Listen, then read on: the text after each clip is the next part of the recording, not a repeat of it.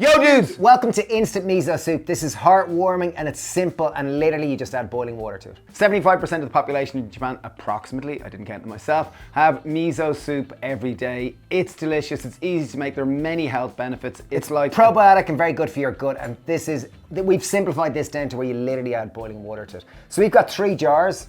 We're going to start by adding in our veg. So we're starting with what we call scallions, but many people know them as green onions. By using fresh veg, it's only going to last about 4 to 5 days. Just keep that in mind when you're prepping the fresh veg. Okay, so ginger, not traditionally used in a miso soup, but in Ireland it's winter now. It's really warming and I just think it adds a great base flavour. I'm just going to finely dice that, and this is organic, so I'm going to include the skin on it. We're going to go with carrot and radish and some tofu and chili. Use whatever veg you have. And if you want to make this super easy, you can literally go with the tofu, the miso, and the seaweed flakes. Okay, so now that our veg is prepped, we're gonna put our base in. So we've got a tiny bit of dried mushroom powder. Whatever mushroom powder you have. In this case, we had a little bit of...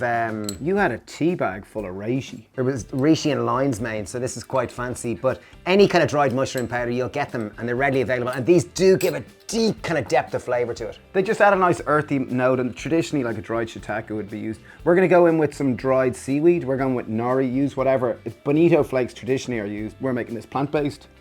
And what you can do is just get a nori sheet and just put it in a blender until it blends into powder and add a little bit of that. And now we have 1 tablespoon of miso, which is quite a lot, but I like it strong. Obviously go with less if you're not that into it.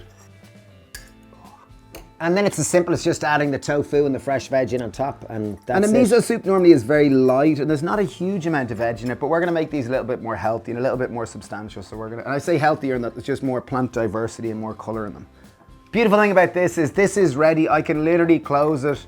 That will last 4 days, probably last a week in the fridge. It is literally instant miso soup. Just add boiling water. Great. We're gonna make one here now just to show you. Show you how simple it is. Literally just add our boiling water. And all I want to do is just to mix that miso throughout the soup so it has that really lovely miso note. Oh, I love miso soup. It's so tasty, it really is.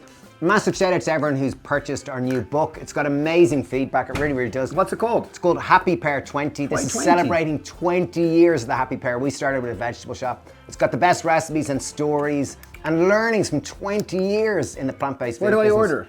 You can order on Amazon or any good bookshop. Yeah. So, details down below, link down below. Thanks Mel for watching. Please tag us if you do make this miso soup, and send loads of love. Bye. Cheers.